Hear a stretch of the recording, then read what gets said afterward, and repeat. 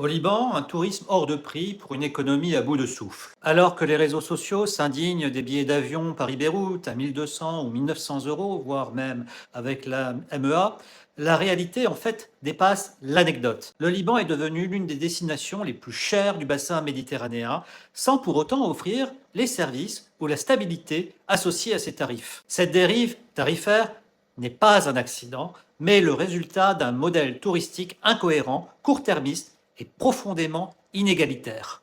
Les prix des vols s'expliquent par un quasi-monopole aérien, des taxes d'aéroport élevées et l'absence de compagnies low cost. Une fois sur place, le visiteur découvre une économie totalement dollarisée, hôtels, restaurants, transports privés, tout est facturé comme à Paris, voire même plus, sans les infrastructures ni la sécurité. Le problème va encore plus loin. Il n'y a quasiment plus de production locale. Les biens consommés par les touristes sont massivement importés, sans l'aide de crédit, sans fiabilité bancaire, qui renchérit encore les coûts. À cela s'ajoute l'inflation massive des dernières années, des monopoles dans tous les secteurs et une logique d'investissement tournée vers un retour rapide. Avant même la crise, certains établissements visaient ainsi un return on investment, ROI, en 3 mois. Résultat, obsolescence rapide, les restaurants ferment beaucoup plus vite en fait une fois ouverts, service inconsistant et prix en spirale. Ce tourisme, en fait, ne profite pas à l'économie libanaise dans son ensemble.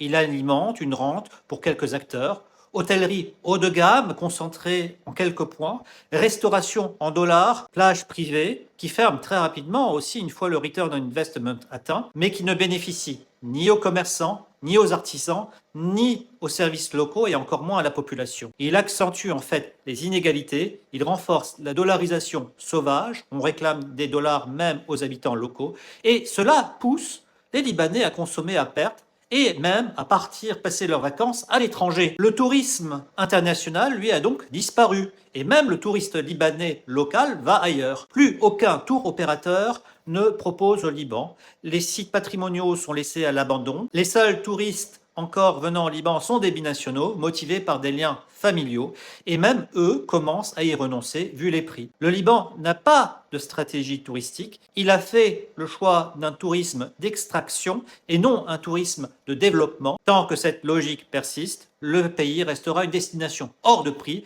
réservée à une élite déconnectée de son véritable potentiel.